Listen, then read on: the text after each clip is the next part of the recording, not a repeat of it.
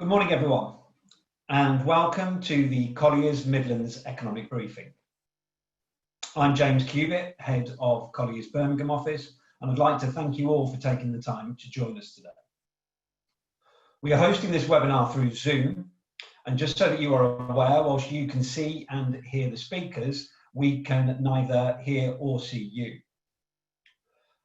However, there will be a question and answer section at the end of the presentation. So if you do have any questions, please submit these through the Q&A function on your screen. In addition to this, we will also be asking you some questions via polls throughout the presentation, which will pop up on your screen.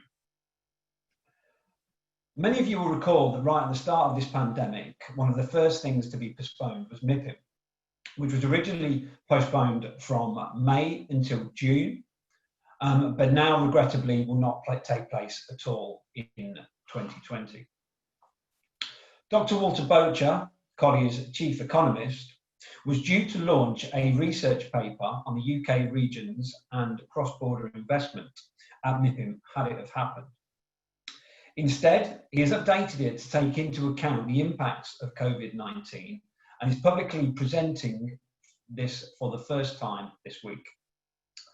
Many of you will have seen Walter speak before and will know that he is a very informative and thoroughly entertaining economic speaker. Unlike many of his peers, he's never afraid to give a view, and he was one of the few commentators to call both the 2015 UK general election and Donald Trump's victory in the 2016 presidential election correctly. Walter has long been a keen proponent of UK regional development and infrastructure investment. As you might expect, his views on regional investment and the impact of COVID-19 are well worth hearing. And with that, I'd like to hand you over to Walter, who can tell you more himself. Thank you. Thanks, James. Well, Roger, let me speak clearly. Regional Revolution 3, you're probably thinking, well, yeah, Walter, where's the other two? Well, look, I'll talk you through that in the course if I get and talk to you a little bit about how I got interested in the regions generally and why I'm working on this now. The contents, I'm going to go through a little bit about the whole regional development agenda and how it links in with devolution, conceptually. And in that context, I'm going to talk about the rise of regional market investment liquidity. It's a bit of a mouthful there, but just how investable the regions are.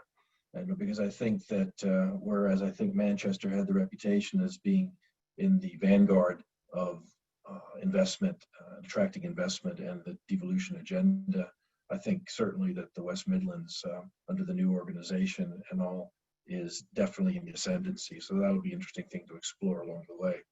I'm doing this by looking at a period before the global financial crisis in 2008. I think it was a period 2002 to 2006, and I'm comparing it to what happened between 2014 and 2018 for various reasons. I think they're comparable parts of different cycles, just to see if, in fact, investment has increased in the region, whether the regions have become more investable. That leads to a discussion of cross-border investment, of course, as you might expect. And then also I'll go into the opportunity for further development and regeneration, especially in light of government policy and especially in light of the COVID impact pandemic and whether that's a setback or whether it's helped out in some odd way and all the rest. And we'll take it from there. So look, I started back in working on this back in 2012 because I was getting really, really frustrated after coming out of the global financial crisis. I kept waiting for the investment volumes to start to tick up in the UK, and it was just stubbornly slow. I'm not sure if James has done much agency, but certainly on the valuation of things, he must have been twiddling his thumbs a little bit too, thinking, when is it going to kick off and get moving? And then I looked and I was getting even more irritated when I discovered that the German Big Six property markets were already seeing a lot more investment, even though by size and functionality, they're very similar to the GB Big Six. Well, I dug into it and I suddenly realized that Germany is a highly decentralized country, and consequently all the regional economies are pretty much determined by the locals. Hence they're specialized and they were also concentrated on higher value add industries than what we had in the UK. When I looked at the UK, look, we're clearly in the process of decentralizing, but certainly back then, still the regional economies look far less specialized with lower productivity functions.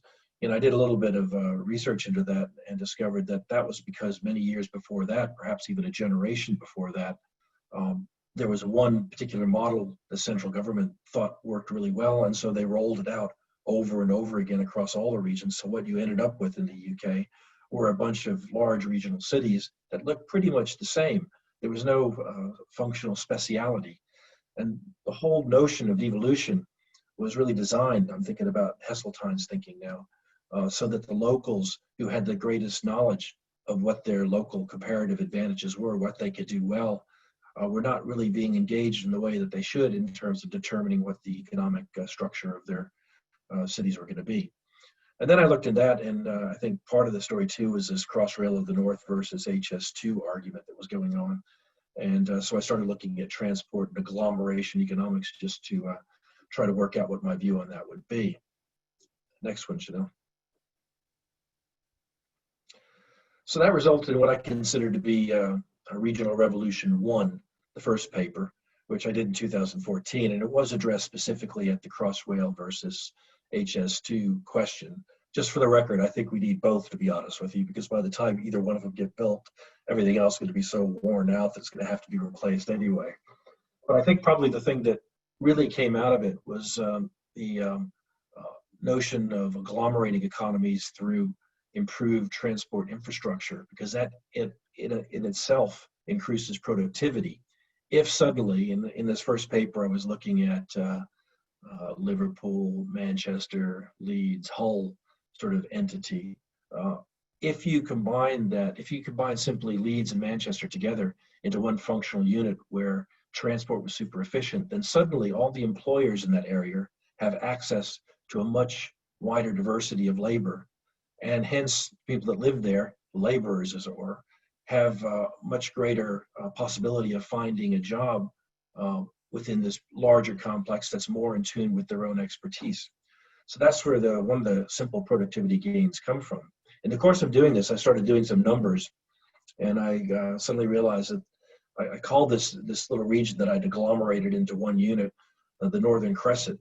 And I can tell you it was much larger than the Ruhr Valley in Germany. There's no question about that. As a matter of fact, it was pretty big compared to most of the similar conurbations around the world. So I was getting ready to publish the paper, and I was stuck with a name for this little entity I'd created up in the north.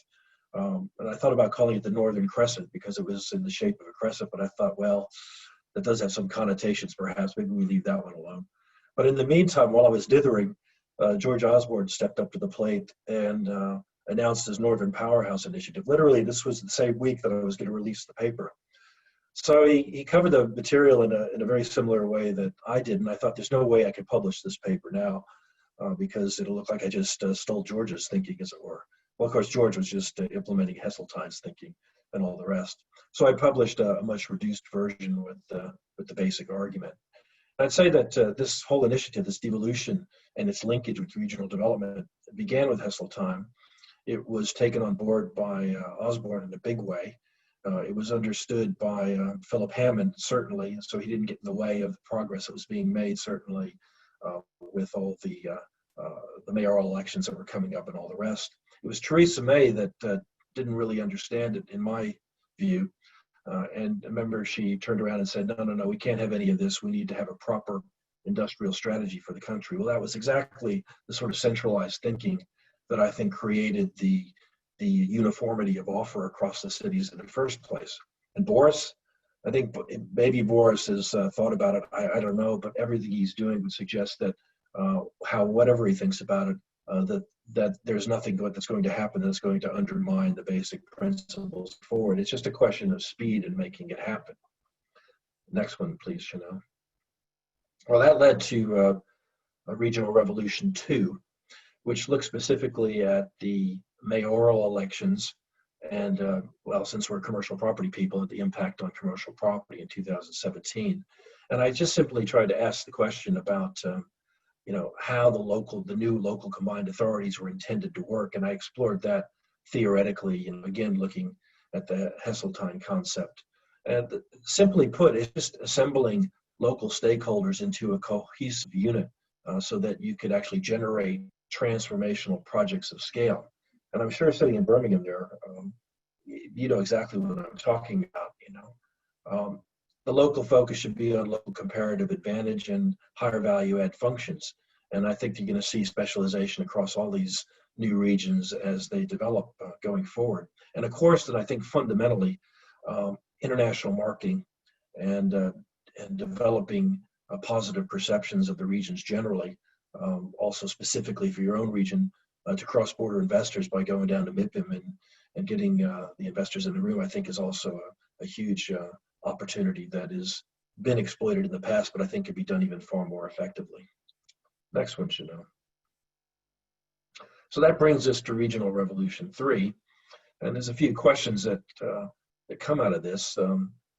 Like I say, it was supposed to be the MIPIM message. And I guess the key question was, has regional investment liquidity improved between the pre-great or global financial crisis and the post-global financial crisis periods? And another question that came up is it too soon to say whether devolution is having its intended impact? Well, I got to thinking about it, and I would say that it's probably too soon in some regions, but I think that what's happened in the West Midlands, particularly with the Paradise Project, is absolute textbook application of what the thinking is. It's interesting, some years ago, must have been 2016-ish, 15-ish, I can't remember now, I did a talk at the Institute of Industrial Agents Society, and Andy Street was on the ticket. Nice guy too, by the way. And I went up to him when I realized what he was going to be talking about specifically, and I said, listen, Andy, I know in terms of seniority, you're probably a bit further up the scale than me.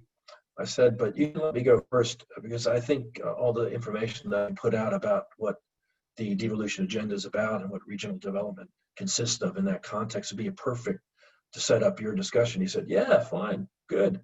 And so I did it, and it just worked like a charm. And about once a year down at MIPIM, where he continues to promote the message, is doing just a phenomenal job in Birmingham, I think. Next one, please. Okay, so why is market liquidity important? I mean, for the veteran investors here, I'm sure all of you have a pretty good idea. I think basically market liquidity is important because it facilitates doing business. You know, if you want to invest in something, you also want to know that you can divest. And if the market's big and if the market's liquid and there's a lot of actors in the market, then you can move in and out quite easily. It also has implications, of course, for pricing of assets. An easy measure would be, say, well, what is the market size? And in terms of property markets, it could be the number of transactions. It could be the volume of investment transactions, the value of all of them. It could also be the average scale of individual transactions. You know, some markets maybe would be feeling at risk if you went into something very big in a small market. But then, of course, I think there's something which I might call market depth, which is looking just sheerly at the number and diversity of investors that are active within a particular market. And you can see the ones that are listed there: institutional, private equity, sovereign wealth funds, REITs, and on and on and on. So there's quite a lot. So that was another thing to try to track between the two periods. And then you could argue too that market leverage is also, the availability of market leverage is also key to liquidity. How easy is it to get funding? But even more importantly, how easy is it to refinance something? Maybe you've gone in and bought with equity and now you want to refinance and release some capital to do the next one. And then furthermore, probably arising from all the foregoing, I'd say there's something that might be considered political liquidity. How ready and how coordinated and how integrated is the local regulatory offer so that developers and investors and the like can come in and know that they're going to get a fair hearing and know that things are going to be expedited when they're ready to move. Next one, please. So look, what's the preliminary finding? Let's get right to it. Okay, so I looked at the two periods. You can look at the chart on the top right-hand side, and you can see the two periods in light gray, 2002 to 2006, and then 2014 to 2016. And you can see London transactional volumes and you can see regional transactional volume. So it looks like it went up, you know. And in fact, if you look at the nominal value for the UK as a whole, it did indeed go up. I can't actually see it on my screen because my own face is in the way. There we go. And up from 221 billion, you can see over on the right, to 317 billion, and the scale of transactions also went up. But that's not the end of the story. If we go to the next slide, this was the preliminary shock finding. I thought, well, it's really not fair to compare apples and oranges. We need to compare apples with apples. So let's put this in real terms, adjusting everything for inflation. And then what we see down on the bottom right is that in real terms, the total investment in the UK fell from 221 billion to 217 billion between these two periods. And the scale of transaction worryingly actually went down from 18.7 million to 14.3 million.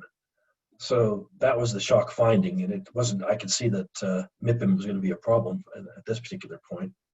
Next one, please. So if we break it down a little bit further into London and the regions, you can see that on the right-hand side, in terms of deal numbers, London had 22% more deals. Interestingly, the regions had 32% more deals. If you look at it in terms of volumes or investment values, total value transactions, London went up by about 23%, and the regions fell by about 7%. And if you looked at deal size, London was static, and the regions shrunk considerably. So you can see that the MIPIM 2020 message was looking increasingly problematic. Well, let's go on. There's a little bit more to it than this, as you'd hope. Well, let's think about it. What's going on in the background of all this, and before we dive back into the numbers. First of all, let's say that one of the big changes that happened between the two periods is that over the course of the post-GFC period, leverage was far more limited.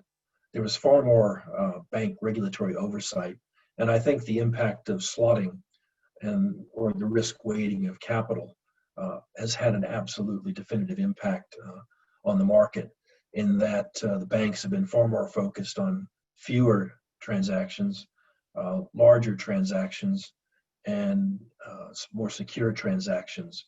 On the right-hand side, you can also see the impact on loan-to-value ratios, which I think the blue line is the easiest to understand. The average maximum loan-to-value in 2006 was somewhere around 80%. Now, if you get above 60%, you're doing pretty well. So I think that was actually really quite important, and certainly restricted lending to certain sectors. Next one, please. The limited development on the bottom slide, on the bottom right, you can see that one of the things that was clearly impacted was lending to construction and development. According to this data from UK Finance, look, it's never really recovered. It's still, in net terms, it's still generally negative. That meant that certainly in the regions which I think inordinately was impacted by these restrictions, the regulatory structures, that meant that there was very limited pure speculative development, and consequently there was a lack of investable standing stock during that whole 2014-2018 period. That's not to say that nothing happened. That's just to say that a lot more probably would have happened if there would have been a bit more lending to if there would have been a bit more of a development cycle. Next one, please. But then there's the real story here. Now we get back into the numbers again, and I think I can see what's happened and why the regions came up so negatively looking in the original figures. It all had to do with shopping centers. If you look over on the right-hand side, pre-GFC, there were 555 shopping center transactions. Listen, they're big assets, aren't they? And post-GFC, in our 14 to 18 period, that fell by more than half. Nominal value, that also fell by half, 32 billion down to 16 billion. And the scale, interesting, the scale went up in the second, in the period after the great financial crisis. But in real terms, everything was truly negative. So you see the real values fell by almost 60%, and the scales went down considerably too.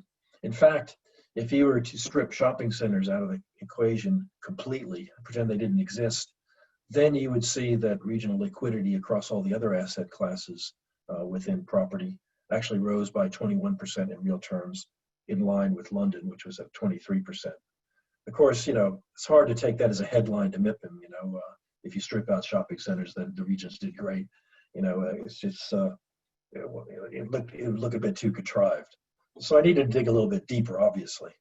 Next one, please. But let's also remind ourselves of what was going on in this period too, because I think it also had a palpable impact, and it certainly had an impact regionally. Within the period of 2014 to 2018, and this ignores the stresses in the Eurozone that were going on previous to that, we had an oil price crash in 2014. We also had the Scottish referendum in 2014, which I think in many ways the oil price crash dented sentiment more than the Scottish referendum did in Scotland. Then, of course, we come out of that and we start to recover and things are feeling good. And then we have the Brexit vote. Well, that put paid to that for a while. I think probably had about my own feeling is that it really had a significant impact on sentiment for about a month. The initial sentiment hit. In terms of investment volumes, it probably knocked Q3 and Q4 down quite considerably.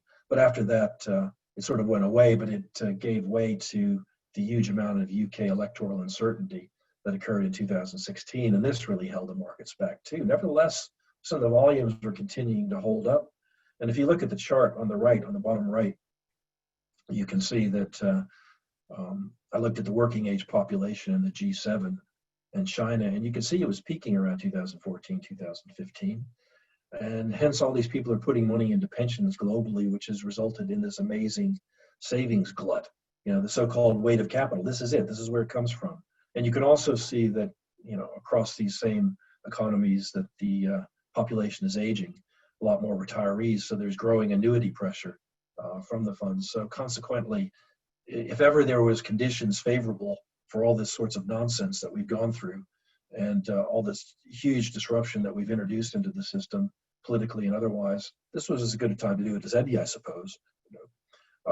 Cross-border investors also were, of course, encouraged by sterling, which devalued over the same period because of the same uncertainty. In an odd way, the safe haven flows into the UK were generated by the instability in the UK in the beginning. It's crazy stuff. Anyway, so the cross-border investors came in. Of course, they tend to be longer-term investors and have more modest return expectations. Next slide, please.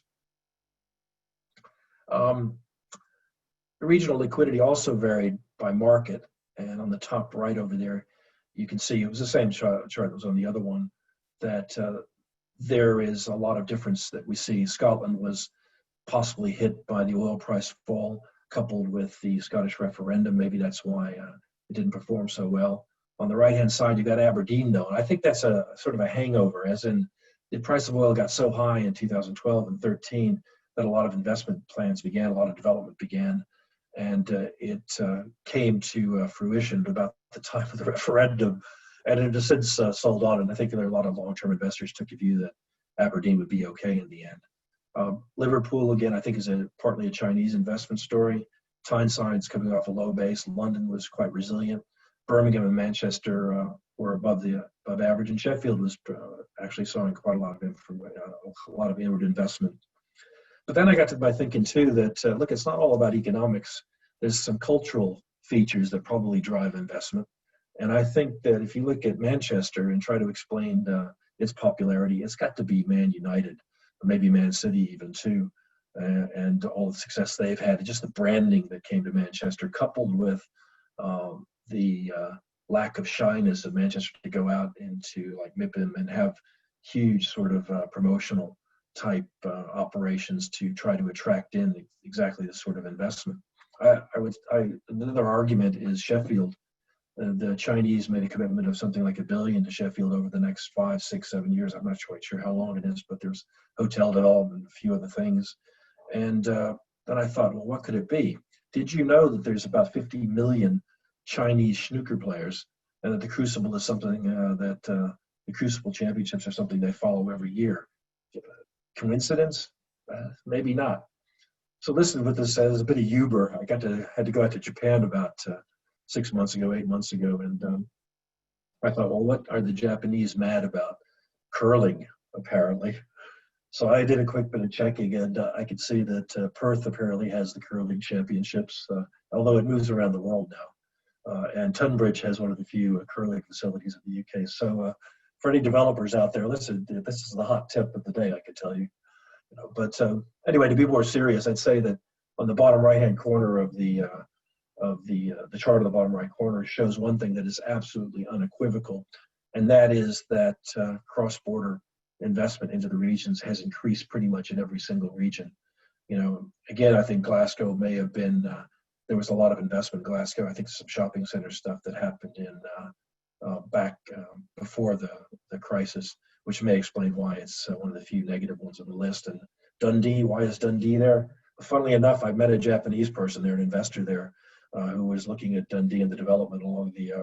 So look, the message is that cross-border investors are invested and interested in everything that's happening across the UK regions now, more so than they were in the past. And that was probably a message you could take to MIPIM, which I think would be generally well received. Next one, please. So the overseas share of the regional market is up. You can look at the pie charts and see that overseas investment has increased from 18% to 24% of the total. UK institutions were, interestingly, they were absolutely static at 31%. Next one. But I think this also sort of hides what was really happening. And if you look at the chart on the right, you can see that Irish investment absolutely collapsed between these two periods.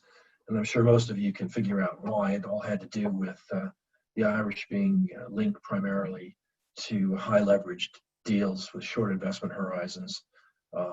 And suddenly that wasn't available in the second part of, in the second cycle, and not to mention the banking system in Ireland and all the rest. But interestingly, I thought to myself, should the Irish be considered foreign investors, since there's freedom of movement between Ireland, the Republic, and the UK? And if you stripped Ireland out and said, well, no, they're not actually foreign, they're actually sort of domestic, then suddenly the increase in foreign investment was rising from 12% to 23%. So a significant boost up. And I think that's actually a better representation of what happened, because the diversity of foreign investors also increased. You can see on the chart on the top right, the other category went up considerably. I think probably the real story, though, is the Asians. The Asians just went from very low investment to about $500 million prior to the global financial crisis to 3.4 billion. And again, in contrast to the Irish, they had very different investment agendas, as did the Middle Easterners, as did the Europeans. So it's a wide variety of actors now coming into the market with a wide variety of what would you say, strategies, hence the different types of product they're looking for, which means that I think the regions are definitely on the radar for cross-border investment and also for all types of investment. Next one, please. I think the other thing that's important too, and I was going to get James to comment on this after I'm finished a bit, is that the scale of the transactions are really important in terms of market liquidity. And if we look at what's happened on the top right, just in terms of total average transaction size, in London, institutions actually were doing smaller deals, same with the UK regions, but again, the cross-border investors were increasing the scale of deals that they were doing. And if you go down below, you can see that the Asians were increasing it really quite significantly, along with the EU, and then the US, which is already high. Look, it's still very high, but it's coming down, and the Middle East fell quite considerably. I think there's specific reasons for that that I don't want to go into, and the privates. So it's almost as if the Asians and the EU, oddly enough, were squeezing out domestic institutions in the UK over the course of the last cycle. Next one, please. So look, there's some key messages that arise from all this. And I think the first of them would be that UK investment is not necessarily a zero-sum game. I think a lot of times when we think about government policy, regional rebalancing, regional investment, there's always a London versus the regions theme that sits behind it. And if you're talking about government investment, then yes, it is perhaps a zero-sum game. There is a limit to how much government can borrow to invest or how many sums they have, right? But the point I'm making is that you saw the international demographics. There is so much global capital out there that it is more than sufficient to float all the boats in London and in the regions. And hence regional investment does not need to come at the expense of London investment, right? Now, London investment truly may come at the expense of regional investment because in the end, it's a gateway city, it's a large city, highly recognized, and it's still considered the Microsoft solution. That is, if you're an IT guy and you want to buy some new equipment and it's not Microsoft, you better hope it works, because if it doesn't, you're probably going to lose your job. Okay, so it's probably likewise in the investment realm too. But equally, I think one of the things that arose out of going through all these numbers and thinking it through carefully is that I think perceptions are changing generally, certainly from cross-border investors. And I sort of think too that a lot of cross-border investors would have come into London first. They would have done a couple of deals. They would have formed some local allegiances and alliances with local expertise, who then perhaps encourage them to go for a little bit more yield by going to some of the assets that we would see going up in the regional cities, whether it's an office building in Birmingham leased to International Bank. Why should that be any different than a building going up in London that's leased by exactly the same bank, as it were?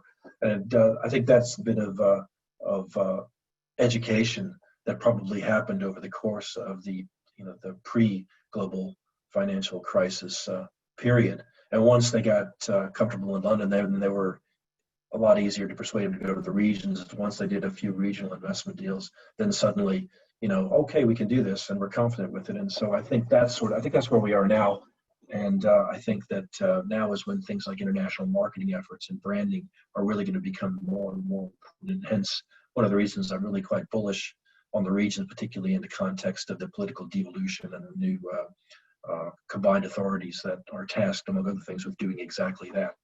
The next one, please. Yeah, but look, there's always a fly in the ointment. Certainly in my career, it's been that way. But what can I say? So we have the virus, and I guess we got the EU and UK negotiations going on in the background. U.S. elections, I think, have potential to disrupt things. Not to mention the riots that are going on. I mean, is there an upside, for the UK regions in this particular context? Well, oddly, I think the COVID virus is doing a couple of different things. One is in those regions that locally were not as integrated, were not as open to internal discussions among all the stakeholders. I think it's focused those minds, because I think pretty much every local authority in the country now has a COVID-19 recovery plan that they're trying to put into formation. And a lot of those are looking a little bit more regionally, and certainly within the context of the combined authorities. I think a lot of the combined authorities are seeing this as part of their job, to get all local stakeholders together speaking to figure out how to cope with the virus from an economic planning point of view. And I take that as a good thing, because I do think that's the major step that needs to push forward across most of the regions. My own take on it is that Birmingham is, Manchester was the one that created it, Bernstein and Leach up in the Northwest. But I think Birmingham, like I said, is in ascendancy and has great leadership now, which is, illustrated, I think, really quite aptly in the Paradise Project. What was that? That was a local enterprise partnership. No, let me think. That was Andy Street decides to put a John Lewis in central Birmingham. He's also part of the LEP. They raise him to chairman. The next thing you know, he's got some central seed money from government, which then goes into a joint venture between the Birmingham City Council and Hermes, along with Arch in the back as a developer and project manager. Correct me if I'm getting any of this wrong, James, but just these are all the stakeholders, and this is the path that goes along. And the fact that Hermes was there was enough to attract in the Canadian Pension Board, again, cross-border investors. And something that started off with about a £60 million grant has so far up to about 700 billion last count, I think, in terms of investment. And by the time the final pavement has been dusted off, when all the projects are done and all the phases are completed, you're going to be upwards of, you could be approaching 1.5 billion, all from a central government grant of 60 million. Now, listen, that's the way the system's supposed to work, So I'm really quite optimistic in that particular respect. In the meantime, we do have the economic element to deal with, and I give you this chart here, and you can see in orange we have the quarter-on-quarter path. This is the so-called V-shaped recovery. In many ways, it was always going to be V-shaped, because if something goes down catastrophically, you don't have to do much in the next quarter to make it go up, except to try to resume activities to a certain degree. Will we resume all activities in the course of Q3? I'm not so sure that'll happen, but I will think that it would be perhaps a two-stage, and by the end of the year, I think insofar as everything's going to recover, we should be firing on a lot of the cylinders, if not all of the cylinders. There's going to be a different story for each of the reasons, because this is basically going to be a two-stage recovery. The first bit is going to be the consumer spending part of the equation, as people are confident to go back outside and to go to a restaurant or go to a shop, or just for business to resume. But then there's the second stage, which is the larger scale manufacturing exposures and things of this sort that are going to play out differently region by region. It'll be interesting to see what happens in the West Midlands, what with JLR and the whole automotive industry. In principle, it's a consumer type proposition, and it'll be interesting to see just how rapidly the demand for new cars comes back. Certainly there's a backlog of things to shift, and I don't know, maybe there'll be a bit of discounting along the way, you never know. The other bit to say is the blue line suggests that the recovery to the same level of GDP that we're at now is going to take a little bit longer. And so this is more linked to tax revenues and whatnot. So it's not all by the end of the year, everything's going to be just dandy. If it's on recovery, I think everybody will be a lot more relieved, but I think probably it's going to be 2021 before we start to see a full set of normality. Next one, please. Yeah, this was just, I think I actually spoke through this slide already. You can see the V-shaped recovery across all the cities. It's all the same. If you look at the bottom right, you can see that some regions or some cities perform a little bit better over the next 5 years than others. But look, the difference isn't huge.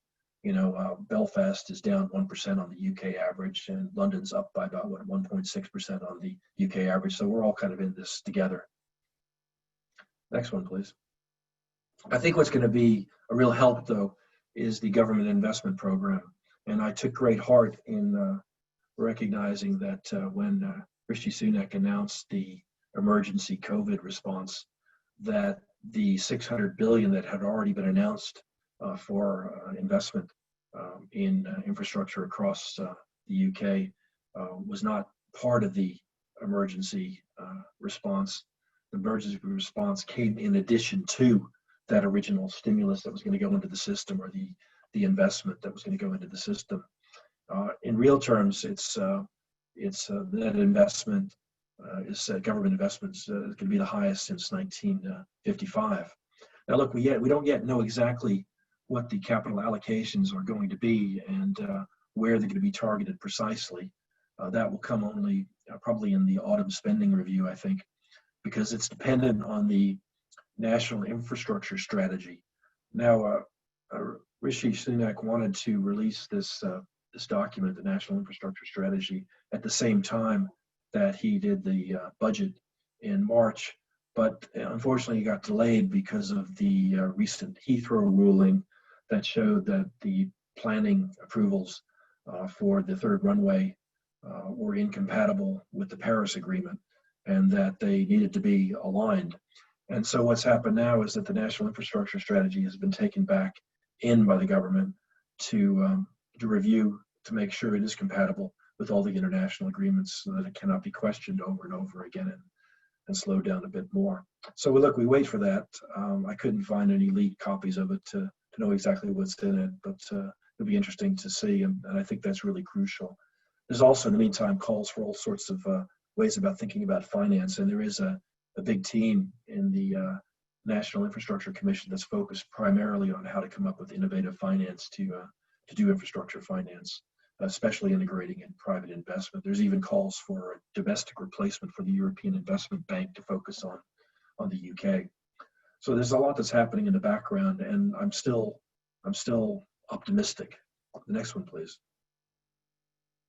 Oh, is that it? I guess I should have made some sort of summary comment there. Well, I guess I did. I did say I was optimistic, and look, we'll open this up to Q&A. That'd probably be more interesting. But first, I want to hand back to James. I spoke yesterday and asked him whether I was right in thinking that there was an appetite for larger scaled assets in the regions now as compared to prior to the global financial crisis. Listen, it dawns on me too, James, that we forgot to do our survey, didn't we?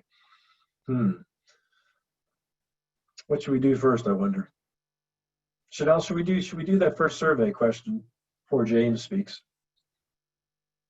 Oh yeah, so here we go.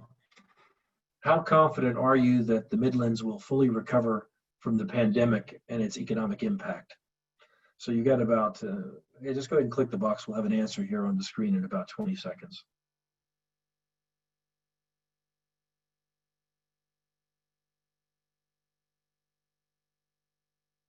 Okay. Fully confident. Yeah, this is interesting. This is, we did one in Bristol, which was, I think it was a bit more confidence, even though they got the aerospace industry down there. And yeah, interesting. Okay. Okay. What about James? Should we do the other two while we're at it? Yeah, okay. Let's go to the next survey question. Given the pandemic's negative impact on the UK economy, do you think the government will keep its manifesto commitment to invest in the UK regions? Here we go. This is a good political one.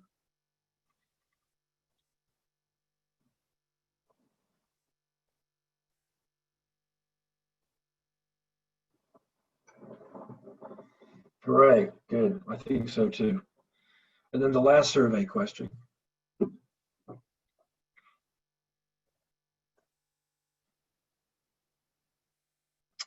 Do you think that devolution and the new local combined authorities will make a difference in attracting more investment? Well, I probably influenced your decision, perhaps. Maybe that's a good thing, but tell me what you think.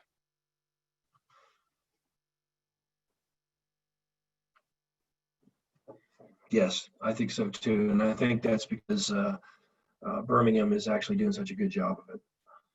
James?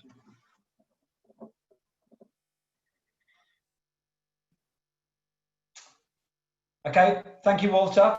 It was all extremely good. I was very pleased with the outcomes of those polls. There was real positivity and a lack of cynicism, and I think that's changed over time as well from a Midlands audience, which is really good to see. So one of the things you were asking before we went to the live polls was about appetite, and I think you mean particularly from overseas investors for larger assets in the Midlands and Birmingham in particular. Look, I mean, you mentioned a lot of this within your presentation, but look, 5 or 10 years ago, it appeared to me that overseas investors, particularly at scale, if they were looking at the UK, it was almost wholly focused upon London, partly because, as everyone knows, London is seen as a safe haven for capital, but there's also the status and kudos that comes with owning an asset in London in certain parts of the world. And again, something you hit on, I think, beyond London, the next next recognised location within the UK was often Manchester, which I think is predominantly due to two things: Manchester United and Manchester City being very successful football teams that are recognised on a worldwide scale. And Regrettably, Birmingham hasn't had any of those recently. But what I would say is in the last 5 years, the brand Birmingham has improved phenomenally on a global scale. And we're now seeing overseas investors recognising what we've always known, which is that that Birmingham has extremely strong investment fundamentals and can offer significantly better returns than London, and indeed Manchester in some cases. A good example of this would be last year, the Lewis building purchased for 140 million, so a sizable investment by Gulf Islamic Investments, who are a Middle Eastern investor, which is a deal that wouldn't have happened a few years ago. And I think we should expect to see a lot more of these as we come out of the, albeit temporary COVID-19 stalemate. I'm already hearing rumours of a lot of Hong Kong money gearing up and about to come in and look for sizable opportunities in the region, which is very good to hear. I'll just then go through to a few other questions that have come in. We could do with a few more if people would like to add them in through the Q&A function. I think this is one for you, Walter, as I know you're particularly keen on him as an individual and you know him. If Andy Street is not re-elected as mayor, what impact do you think this will have on the West Midlands economy? Well, let's see. First of all, I'd like to think that there's enough momentum that has already been built that will allow it to carry on irrespective of who the next Metro mayor is. I look up at Manchester, and of course they had Andy Burnham came in, who was not as commercially minded as Andy Street, quite clearly. His focus didn't appear to be in the first instance on wealth generation and wealth creation through trying to pull together the threads of the regional economy through all the local stakeholders. In fact, I think when he first got up there, he irritated quite a few people by saying that the existing plans need to be ripped up, they need to start again. Not exactly a good way to start off with the locals. But equally, it was really funny. There was somebody from our Manchester office that made the comment that one of his clients had said that, well, it's good to have Andy Burnham here because we've had so much on that it's really outstripped the ability of professional services up here to keep up. We could use the rest, quite frankly. I don't want to be completely unfair to Andy Burnham, but I think his agenda was a little bit more focused on the social side of the equation. It was a rough sleeping that made the headlines, not so much the economic development. In fairness to Andy, though, too, look, he's a clever operator. And even if he were not to be re-elected mayor, I think he's pretty well entrenched in the system, between the LEPs and the councils, and so he's a local politician of weight, and those sorts of individuals have a way of popping up in the oddest places to continue to promote their agenda. And so I would say that I'm still reasonably optimistic that the Midlands economy would be okay. I'd be disappointed, quite frankly, because I think he's got a few more strings on his bow and plenty more tunes to play going forward. So what else do we have here? Yeah, interesting question. Do you think the government should provide support to JLR, Jaguar Land Rover? Yeah, that's the big question. So I said before that the recovery had two elements to it. One was the consumer recovery, and then the second one would be recovery of those regional manufacturing, region-specific manufacturing things, of which JLR is one, to assist in a general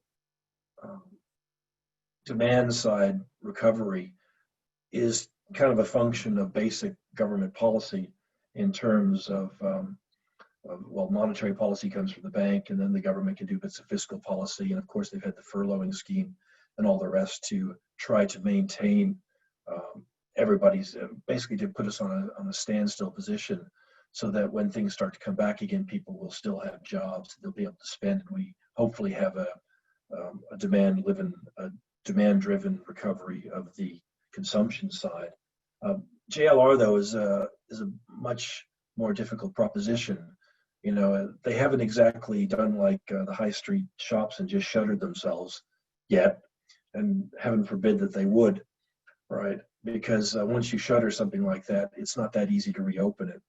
My guess is that if push comes to shove, and that they're going to need some interim support, that they'll find some sort of support to keep it going. I think it's strategically, and also for the perception of the UK as a whole, I think is actually a pretty important enterprise. How they do it is another matter, and I'm probably not the best person to ask about that. A similar vein of question: do you think the government would, will, or should provide any assistance to landlords where tenants are unable to pay rents at June quarter dates? Well, those that are truly unable, yeah, I feel for those guys. I don't think they're going to have much choice. I think there's going to have to be some sort of assistance. I'm not quite sure how it's going to come through, although I'm feeling and reading the newspapers and sort of feeling my way through the sentiment that's come out of some of the, well, particularly the Travelodge episode, where I think there was the basic understanding that was out there was that the evil private equity guys were just trying it on and taking advantage of the landlords. If you dig down a little bit deeper into the dialogues that are going on, there has been some fairly sophisticated talks about maybe not paying rent to the level that landlords would like to see now, but having a bit of a sweetener later on should revenues top certain targets and all the rest. So there has been a discussion, and I think they have made some progress in terms of trying to ameliorate that particular situation. And I think probably, realistically, the government will probably ease back the supports for the sector as I think landlords and tenants, particularly the larger scale ones, come to more agreements. On the lower end of the spectrum, I mean, on the mom and pop shops and whatnot, there's probably going to be more relief that'll last a little bit longer. But the large scale stuff, I think, is where some of the concern is at the moment. Okay. As retail shrinks, what are your views on the use of redundant space, and what will investment appetite be like? Well, look, I'll tell you, I know exactly what it's going to be like. For once, I feel pretty confident. In April, transaction volumes, investment volumes, absolutely collapsed. If you look at the official statistics that come from one of our data suppliers, and I thought to myself, no, this can't be true.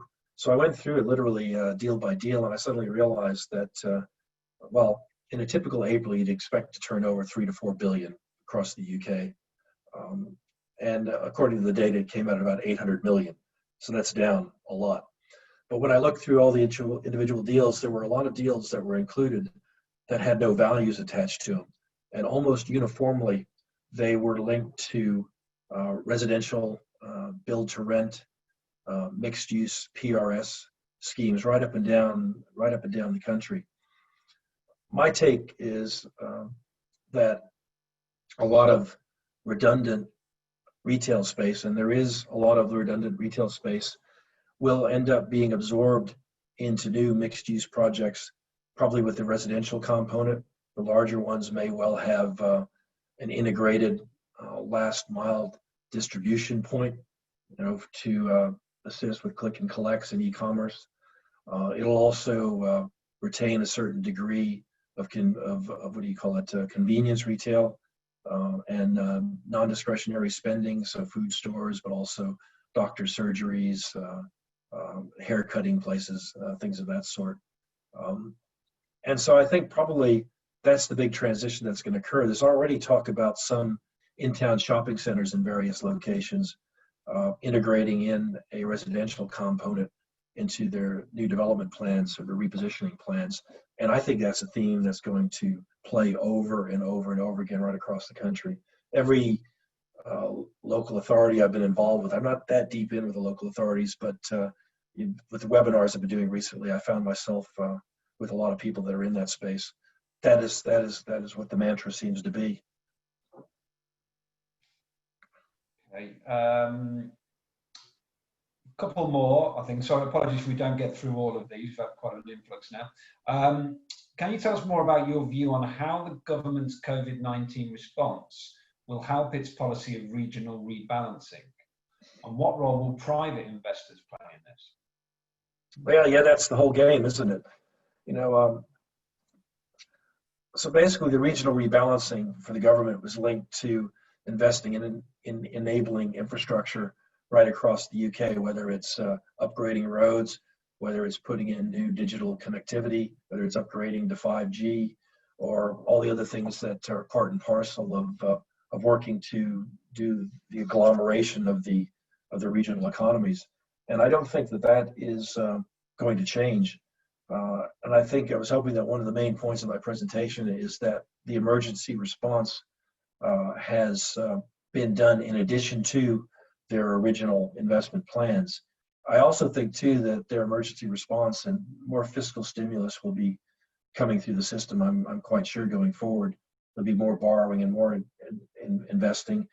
And where else are they going to do that? I think it's going to be focused more on the regions than it is on London, not just for the practical reasons of necessity or the fact that that's where the investment is really most needed at the moment, but I think also politically, given the alignment that the Prime Minister set up and the way he managed to get himself elected with such an overwhelming majority, I think he will remain committed to that regional rebalancing for that reason alone. So I think there's a lot of things there that will continue to play. Private investors, yeah, I think that'll be important. And I think probably what will be interesting is to see what sort of innovative new ways we can tap into global capital and other sorts of investors. Look, equally, let's not ignore what we already have. You know, all the UK institutions, you know, the LNGs and the Avivas of this world, you know, are all pretty well ingrained in a lot of the regional development that's going on. You know, LNG in particular keeps popping up everywhere, but they've, of course, for a long time had a whole infrastructure division and have also had a property division that seem to speak together. So they've got their fingers in a lot of things too. So I think that's definitely the way it'll go. Okay, thank you very much. Regrettably, we have now run out of time, so sorry if there's any questions that I didn't get through there. I'd just like to thank you, Walter, for your presentation today. Informative as ever, lots of really interesting points and lots of food for thought there. And I'd also like to thank all of the participants that have dialed in today for their time, and I do hope you enjoy it. If anybody has any specific queries or would like any further information, do get in contact with myself directly, and I'll try to answer those. Thank you very much for your time. Very good, thank you. Bye.